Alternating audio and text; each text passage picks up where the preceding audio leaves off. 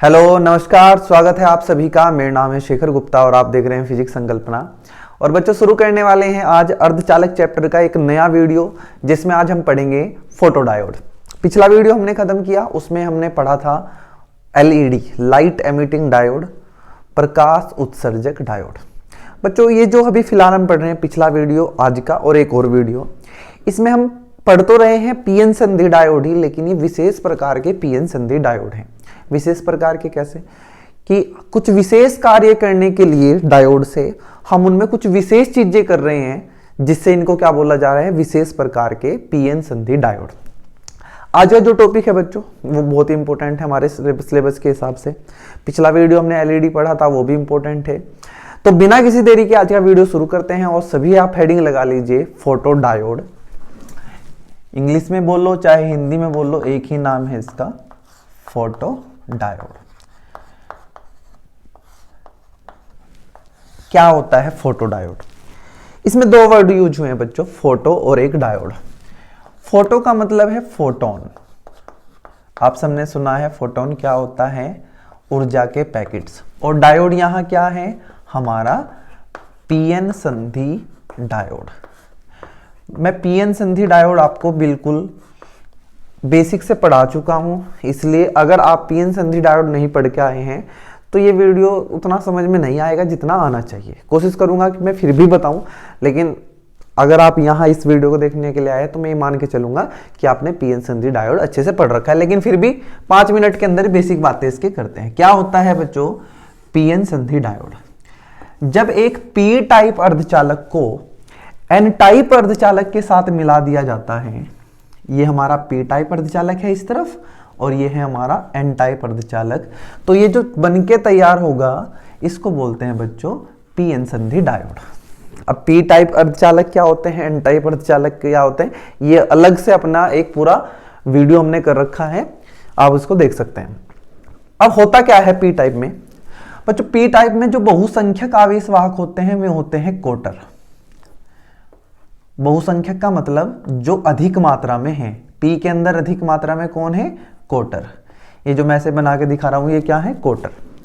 और एन में अधिक मात्रा में कौन होते हैं बच्चों? इलेक्ट्रॉन।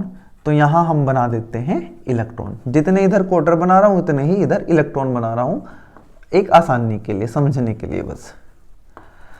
अच्छा बच्चों, पी टाइप में कोटरों के अलावा कुछ इलेक्ट्रॉन भी होते हैं, कुछ, इसलिए इनको बोलते हैं अल्पसंख्यक, क्योंकि ये अल्प मात्रा में है, बहुत कम मात्रा में है। और ऐसे ही एन टाइप के अंदर जैसे बहुत सारे इलेक्ट्रॉन हैं, यहां कुछ होते हैं कोटर। जैसे मैंने यहां 2 इलेक्ट्रॉन बनाए तो 2 कोटर बना दिए उधर। इनको बोलते हैं अल्पसंख्यक आवेशवाहक, जो कम मात्रा में है अल्पसंख्यक, जो ज्यादा मात्रा में है बहुसंख्यक। तो बच्चों ये बनकर तैयार हुआ पीएन जंक्शन डायोड।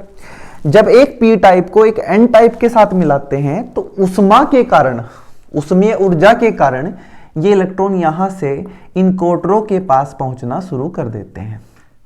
और जैसे ही बच्चों एक इलेक्ट्रॉन एक कोटर से मिलता है तो वो सह संयोजक बंध बना लेता है, या ये कहिए कि एक इलेक्ट्रॉन और एक कोटर मिलकर एक दूसरे का अस्तित्व समाप्त कर देते हैं, ऐसा बोल सकते हैं हम। इस प्रक्रिया को बोलते हैं सह संयोजन। तो यहां से ये इलेक्ट्रॉन गायब हुआ और यहां से ये कोटर गायब हुआ बच्चों, और यहां बना एक ऐसा क्षेत्र जिसमें कोई आवेशवाहक नहीं है। देखो पहले था ना, यहां था इलेक्ट्रॉन और यहां थे कोटर, लेकिन जैसे ही पी को एन से मिलाया दोनों मिलके खत्म हुए। इस जो क्षेत्र को, ये जो क्षेत्र बना है बच्चों, इसको बोलते हैं अवक्षय परत। क्या बोलते हैं? अवक्षय परत, क्योंकि इसमें कोई आवेशवाहक नहीं है।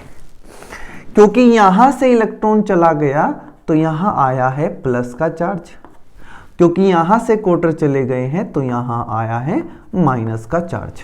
इसका मतलब ये कह सकता हूं मैं कि अवक्षय परत के अंदर एक वैद्युत क्षेत्र का निर्माण हो गया है, प्लस से माइनस की ओर। अगर कहूं तो एन टाइप से पी टाइप की ओर यहां एक वैद्युत क्षेत्र का निर्माण हो गया है, जो यहां के कोटरों को और यहां के इलेक्ट्रॉनों को एक दूसरे की तरफ चलने से रोक देता है।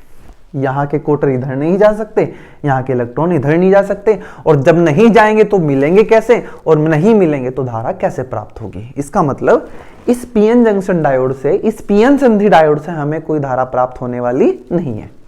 तो भाई धारा कैसे प्राप्त की जाए, उसके लिए बच्चों हमने सीखा था बाइसिंग।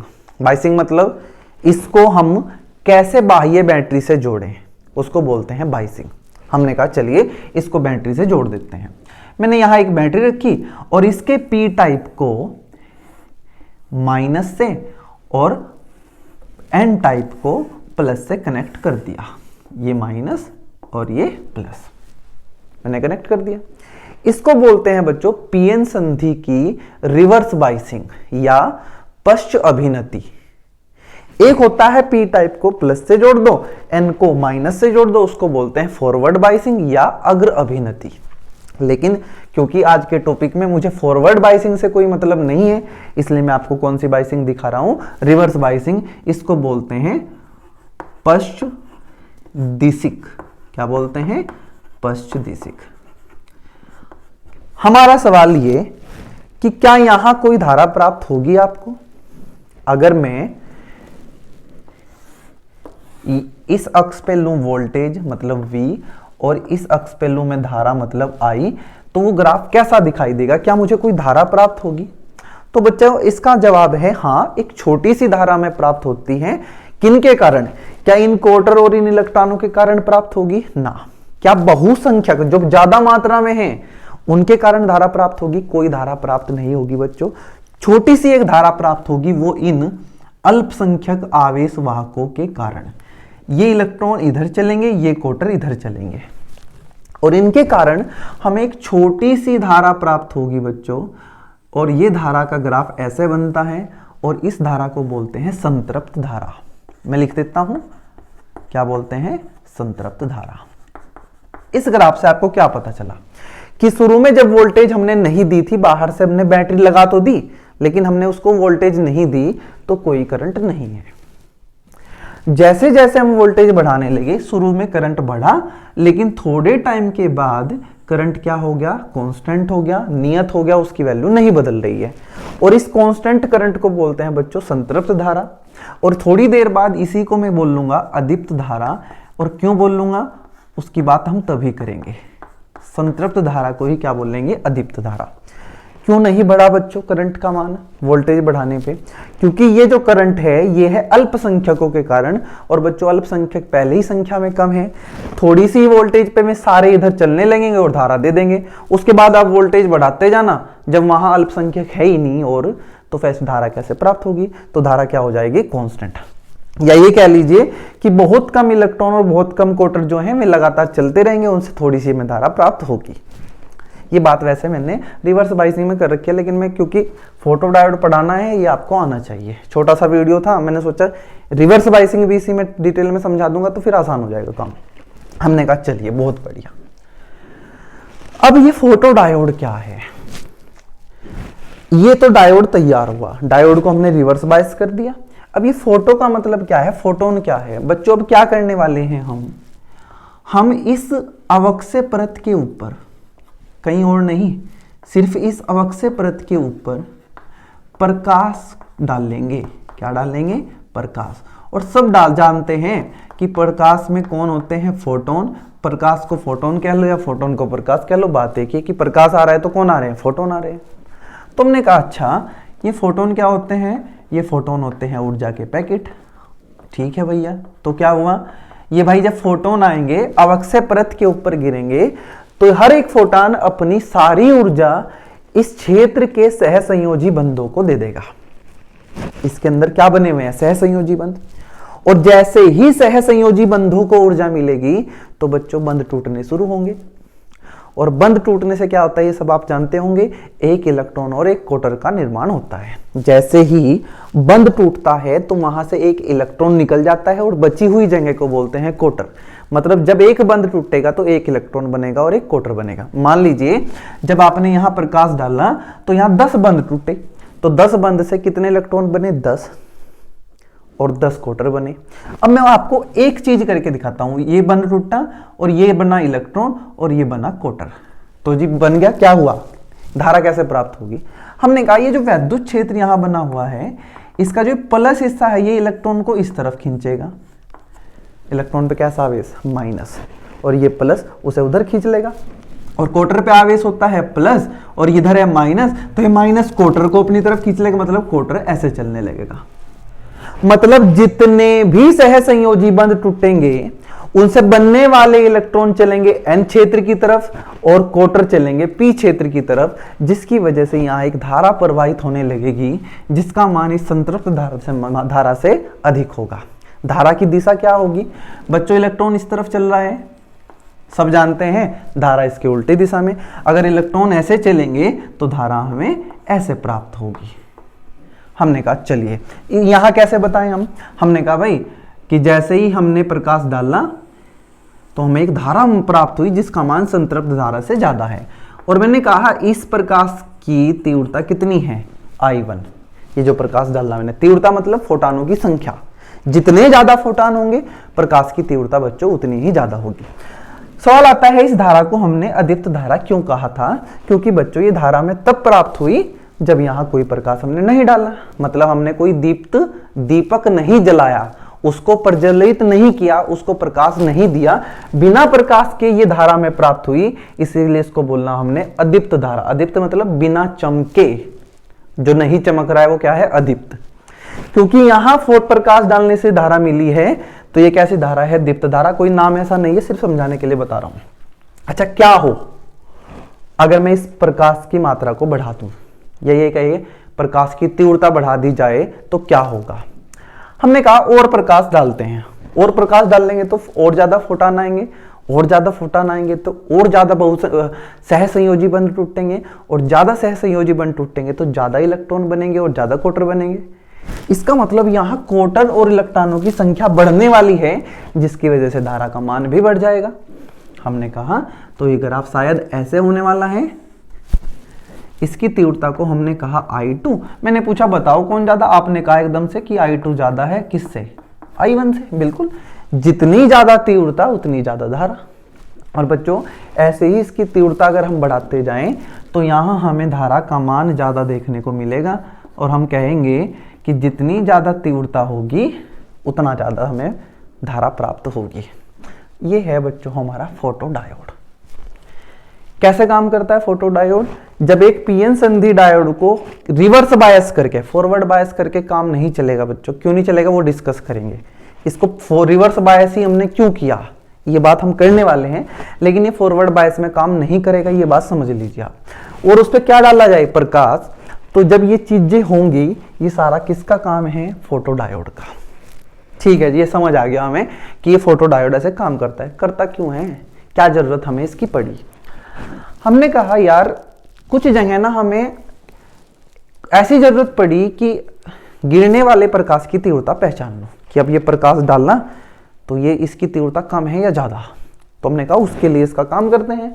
प्रकाश की तीव्रता पहचानने के लिए हम फोटोडायोड का काम करते हैं। जितना ज्यादा प्रकाश होगा उतनी ज्यादा धारा होगी, जितनी ज्यादा धारा होगी हम कह देंगे कि प्रकाश ज्यादा आया है। तो उसका मतलब प्रकाश की तीव्रता को पहचानने के लिए हम किसका यूज करते हैं? फोटोडायोड का, जो किस दिशा में काम करता है? पश्चिम दिशा में काम करता है। ये फॉरवर्ड बायसिंग में काम नहीं करता है। क्यों नहीं करता है वो अभी डिस्कस करने वाले हैं। आपने बैंकों में नोट गिनने वाली मशीन देखी होगी, कहीं ना कहीं देखी होगी, उसमें क्या लगे होते हैं? फोटोडायोड। आपने स्ट्रीट लाइट देखी है जहां लाइटें अपने आप जल जाती हैं शाम होने पे, उसमें क्या लगे होते हैं? फोटोडायोड। वो सब किसका खेल है? प्रकाश की तीव्रता का। ये सब फोटोडायोड पे आधारित डिवाइस हैं जो मैंने आपको बताई। ठीक है, एक काउंटर होता है, दरवाजे में लगा देते हैं, इधर फोटोडायोड लगा देते हैं, लेजर लाइट, आदमी की जाते रहते हैं, वह उसको गिन लेता है वो कितने आदमी यहाँ से गए हैं। उसमें क्या लगे होते हैं? फोटोडायोड। कैसे काम करते हैं वो अलग बात है, बस मैं ये बता रहा हूँ कि फोटोडायोड पे ही आधारित डिवाइस है में, जो ये मैंने आपको बताई। बैंकों में लगी नोट गिनने वाली मशीन, दीवार में लगा हमारा काउंटर जिससे हम गिनती कर सकते हैं, और वो स्ट्रीट लाइट में जो चीजें लगी होती हैं। बात करते हैं कि ये फॉरवर्ड बायस में काम क्यों नहीं कर सकता, रिवर्स बायस में ही काम क्यों करता है, इसकी बात करते हैं आप।